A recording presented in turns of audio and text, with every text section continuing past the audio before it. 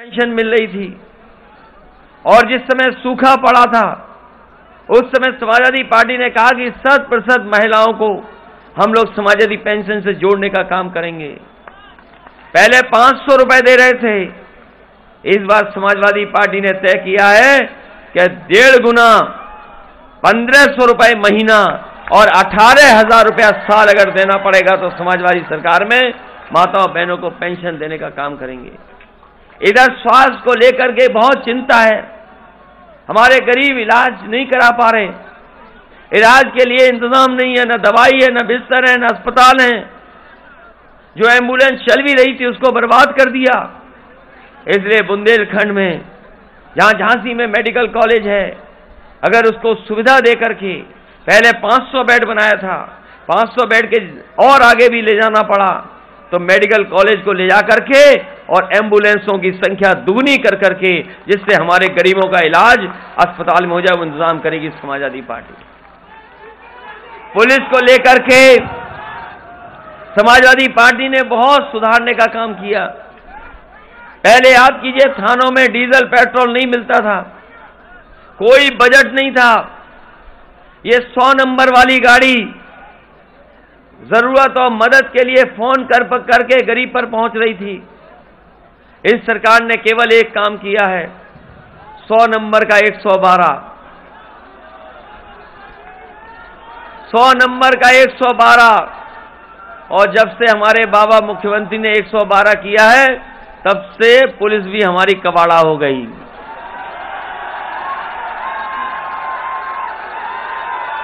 बताओ, पुलिस कबाड़ा हो गई कि नहीं हो गई? और इधर मुख्यमंत्री जी धमकी दे रहे हैं कि गर्मी निकाल देंगे। अब शायद दूसरे चरण में रही बची बाबा मुख्यमंत्री जी की गर्मी निकल जाएगी। और जब से पहले चरण का बोर्ड पड़ा है, भारतीय जनता पार्टी के नेता कार्यकर्ता ठंडे पड़ गए हैं। और अब आपकी जिम्मेदारी है, तीसरे चरण में जो लोग गर्मी निकाल रहे थे उनको पूरा ठंडा करने का काम बुंदेलखंड के लोग करेंगे। बताओ, करोगे कि नहीं करोगे ने ठंडा? और हम अपने नौजवानों को कह के जा रहे हैं, ये गर्मी निकाल रहे हैं, हम लोग फौज में और पुलिस में भर्ती निकाल करके नौजवानों को नौकरी देने का काम करेंगे। इधर सरकार में लाखों लाख पद खाली हैं, लगभग 11 लाख सरकारी नौकरियों के पद खाली हैं। समाजवादी पार्टी ने तय किया है, सरकार बनेगी तो नौजवानों को नौकरी देने के लिए 11 के 11 लाख पद भरे जाने का काम होगा। ये हमारे बीएड टीटी वाले लोग जाने कब से आंदोलन कर रहे हैं, कब से आंदोलन चल रहा है आपका, और अभी तक कोई सुनवाई नहीं हुई है इनकी। ये जब कभी भी लखनऊ गए होंगे तो इन्हें अपमानित होना पड़ा है। इसलिए समाजवादी सरकार बनेगी तो बीएड टीटी वालों को पूरा का पूरा समाहित और इन्हें भी नौकरी देने का काम समाज सरकार में होगा। 69,000 वाले न जाने कितने दिन से आंदोलन कर रहे थे, हर 6 महीने में लाठी खाए, लेकिन वो पीछे नहीं हटे। सालों साल लखनऊ में रुके रहे, लेकिन उनको नौकरी का भरोसा दिलाने के बाद भी उन्हें समायोजन नहीं किया। उनके आरक्षण से खिलवाड़ हुई है, उसमें सुधार करके और 69,000 में जो आरक्षण को लेकर के भेदभाव हुआ है, उस भेदभाव को खत्म कर करके उन्हें भी नौकरी देने का काम समाज सरकार में होगा। इधर सुनने में आता है कि बीजेपी के लोग ये चिल्लाते हैं कि समाजवादी सरकार बनेगी तो हो सकता है एक ही लोगों का कब्जा हो जाए। कभी कभी आरोप लगाते हैं समाजवादियों पे। बताओ, आरोप लगाते हैं कि नहीं लगाते हैं? जब समाजवादी पार्टी ने कहा कि हम जाति जनगणना करना चाहते हैं, बीजेपी के लोग पीछे हट गए, जाति जनगणना नहीं करना चाहते। हमने कहा, अगर आरोप लगा रहे हो भेदभाव का तो कम से कम उत्तर प्रदेश की जातियां गिनती हो जाएं और हर जाति को ये पता लग जाए कि वो आबादी में कितने हैं। लेकिन ये सरकार आगे नहीं आ रही है। इसलिए बुंदेलखंड के लोगों को मैं भरोसा दिला के जा रहा हूं कि आज टेक्नोलॉजी है, आज ऐसा इंतजाम है, आज अगर हम चाहेंगे तो कम समय में भी जाति जनगणना हो सकती है। इसलिए समाजवादी सरकार बनेगी, 3 महीने के अंदर सभी जाति जनगणना करा करके कम से कम जिसकी जितनी आबादी है उसके साथ उसको भागीदार देने का काम भी समाजवादी सरकार में होगा।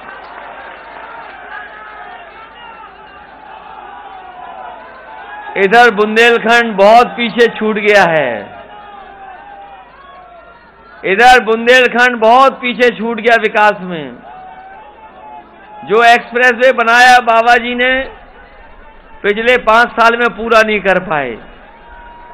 जो डिफेंस कॉरिडोर बनाकर के कहा कि यहां पर डिफेंस की बड़ी बड़ी चीजें बनाई जाएंगी, बताओ झांसी के लोगों, प्रधानमंत्री कई बार आए, उन्होंने कहा कि डिफेंस कॉरिडोर बनेगा। बताओ हम भी देखना चाहते हैं वो डिफेंस कॉरिडोर कहां बन के तैयार हो गया है। और पता नहीं क्या सपने दिखा रहे थे कि क्या बनाएंगे यहां पर, क्या बनाएंगे यहां पे। कह रहे थे मिसाइल बनाएंगे, मिसाइल। कहां पर मिसाइल बनने लगी है?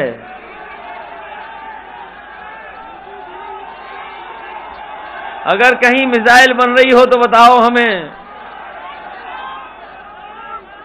जो बवीना कैंटोनमेंट है कहीं उसके आसपास तो नहीं बन रही? कौन सी फैक्ट्री बनने जा रही थी, लगने जा रही थी? लखनऊ में देख लो, बड़े बड़े विज्ञापन लगे हैं कि झांसी में, उत्तर प्रदेश में बड़े बड़े कारखाने लग गए हैं। अगर दिल्ली में कोई रिश्तेदार हो तो पूछ लेना, दिल्ली में बड़े बड़े विज्ञापन लगे थे।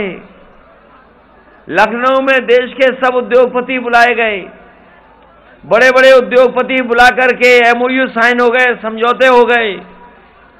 और इसी सरकार ने कहा कि हम लगभग 5 लाख करोड़ उत्तर प्रदेश में पैसा लगाने का काम करेंगे। बताओ हमारे झांसी के लोगों, कौन सा कारखाना और उद्योग लग गया आपके बीच में? वो जो 5 लाख करोड़ की बात थी वो कहां चले गए पैसे?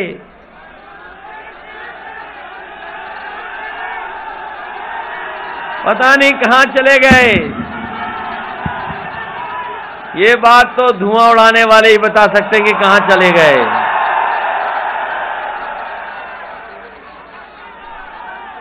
ये तो एक्सप्रेसवे से जोड़ रहे थे। समाजवादी सरकार बनेगी तो झांसी को एक्सप्रेसवे से जोड़ने का काम करेंगे। यहां पर हम लोगों ने किसान बाजार भी बनाए, हर जिले में मंडी भी बनाई। अपने किसान भाइयों को हम कह के जा रहे हैं कि जिस तरीके से मंडियों का नेटवर्क बन रहा था, हमें अगर अलग से भी पैसा बजट के लिए रखना पड़ेगा, पैसा रखेंगे, फार्मर्स कॉर्पस फंड बनाएंगे, जहां हमारे पहले चरण के लोगों को गन्ने के भुगतान में देरी होती है। यहां पर किसान की कोई पैदावार एमएसपी पे नहीं खरीदी जाती है। हमें कोई भी इंतजाम करना पड़े, ज्यादा से ज्यादा मंडी को ठीक करना पड़े, समाजवादी लोग ठीक करेंगे और हर फसल की एमएसपी हम लोग किसानों को दिलवाने का काम करेंगे। यहां पर सैनिक स्कूल भी बनाया, लेकिन जितना बनाया उतना ही बनाया, आगे नहीं बढ़ पाया। अगर सैनिक स्कूल की तरह ही उत्तर प्रदेश से सैनिक स्कूल हर जिले में बनाने पड़े तो समाजवादी सरकार में हर जिले में सैनिक स्कूल बना करके नौजवानों को अधिकारी और फोर्स में भेजने का काम करेंगे।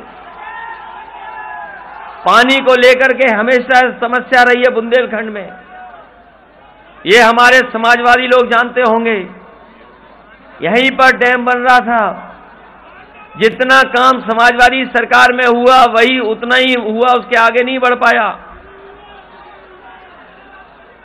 जो डैमों का प्रधानमंत्री ने उद्घाटन भी किया वो भी समाजवादियों की सरकार का बना हुआ डैम था। हमें अलग से अगर कैनाल सिस्टम को और बेहतर करने के लिए कोई इंतजाम करना पड़ा तो हम समाजवादी लोग कर करके खेतों तक पानी पहुंचाने का काम करेंगे। इधर बुंदेलखंड में बहुत संभावनाएं हैं। जब मैं हमीरपुर आया था तब पत्रकार साथियों ने मुझसे बहुत सवाल पूछे थे। उनके जवाब में मैंने कहा कि आज सरसों का तेल आसमान छू रहा है। याद कीजिए 2014 में, 2017 में या कुछ वर्षों पहले सरसों के तेल की कीमत क्या थी और आज कहां पहुंच गया। अगर हमें बुंदेलखंड के किसानों को मदद कर करके अगर सरसों की पैदावार, तिल की पैदावार बढ़ाने के लिए पहले से ज्यादा सब्सिडी अगर देनी पड़ी, अलग से भी इंतजाम करना पड़ा तो समाजवादी लोग करेंगे। साथ ही साथ ये बुंदेलखंड हमारा ऐसा है जो सरसों के पैदावार में भी बढ़ सकता है और अगर सरकारी मदद हो जाए तो सरसों का तेल भी और तिल को लेकर के भी अगर हमें कारखाना लगाना पड़ेगा तो चाहे 100 करोड़, 200 करोड़ या 300 करोड़ सब्सिडी दे करके अगर कोई कारखाना लगाएगा तो बुंदेलखंड में कारखाना लगा करके पूरे उत्तर प्रदेश के बाजार में यहाँ के सरसों का तेल की मदद करने का काम होगा। और क्यों नहीं हो सकता। इसलिए समाजवादी लोग जो बात कहते हैं वो करके दिखाते हैं। ये भरोसा है कि नहीं है। ये उत्तर प्रदेश का चुनाव बड़ा चुनाव है। बीजेपी के सब नेता आ रहे हैं, पूरे प्रदेश और देश के नेता आ रहे हैं। आ रहे हैं कि नहीं आ रहे हैं। और नोटबंदी से लेकर के अभी तक हिसाब किताब लगा लो, पूरा व्यापार बर्बाद हो गया कि नहीं हो गया। और रहा बचा कोरोना के समय बर्बाद हो गया। न जाने कितने व्यापारियों की भी जान चली गई। सरकार ने कोई मदद नहीं की। अगर सरकार मदद करती तो शायद ये हालात नहीं होते। अगर किसी ने देश की अर्थव्यवस्था को बचाया जहां सब कारखाने उद्योग बंद थे, लेकिन हमारे किसान ने खेती नहीं छोड़ी और खेती करते रहे, उसी का परिणाम है कि हमारी अर्थव्यवस्था बच गई। अगर किसान भी अपनी खेती नहीं करता तो देश की अर्थव्यवस्था नहीं बच सकती थी। इसलिए इस मौके पर हम आपसे विशेष निवेदन करने आए और अपील करने आए हैं। बहुत संभावना है बुंदेलखंड में और बहुत कुछ किया जा सकता है। समाजवादियों को मौका दो, पहले से ज्यादा काम और विकास करने का काम हम समाजवादी लोग करेंगे और बिना भेदभाव के करेंगे। बिना भेदभाव के होगा काम। और अगर कोई अपराधी, कोई गुंडा, कोई माफिया अगर गड़बड़ करने की कोशिश करेगा तो उसको दूर भेज दिया जाएगा, उत्तर प्रदेश में दिखाई नहीं देगा। जो बाबा मुख्यमंत्री माफिया उनके नाम लेते हैं, वो क्यों लेते हैं, कभी सोचा आपने? क्योंकि शीशे में वो किसी को देख लेते हैं सुबह सुबह, और जब शीशे में वो सबसे पहले जिसको देखते हैं उसी की चर्चा पूरे दिन करते हैं। इसलिए इस मौके पर हम आपसे अपील करना चाहते हैं कि समाजवादियों की मदद करना, चुनाव चिन्ह साइकिल की मदद करना। बताओ मदद करोगे कि नहीं करोगे? और आपको भरोसा है कि नहीं है कि समाजवादी आएंगे तो काम करेंगे? हम लोग काम करना चाहते हैं, विकास करना चाहते हैं और खुशहाली के रास्ते पर ले जाना चाहते हैं। हम आपको भरोसा दिला के जा रहे हैं, सड़क बनानी पड़ेगी, सड़क बनाएंगे। आपके जानवरों के लेकर के अगर उसकी समस्या का समाधान करने के लिए हमें कोई विशेष योजना बनानी पड़ेगी तो अन्ना जानवरों की समस्या का समाधान करने के लिए हम लोग काम करेंगे। बजट से अगर हमें चाहे ज्यादा पैसा देना पड़े, सिंचाई के इंतजाम को लेकर के, पानी की व्यवस्था को लेकर के अगर बजट का ज्यादा पैसा देना पड़ेगा तो देंगे, जिससे कि घरों में भी पानी पहुंच जाए और यहाँ के किसानों के खेत में भी पानी पहुंच जाए, उसका इंतजाम करेंगे। ये हमारे नौजवान बड़े पैमाने पर बेरोजगार हैं, नौकरी नहीं है, रोजगार नहीं है। इनकी डबल इंजन की सरकार भी देख ली, जिसने नौकरी छीनी है, रोजगार छीने। न केवल नौकरी रोजगार छीने हैं, बल्कि इन्हीं के लोगों ने इन्हें अपने बैंकों से पैसा लेकर के भी भाग गए।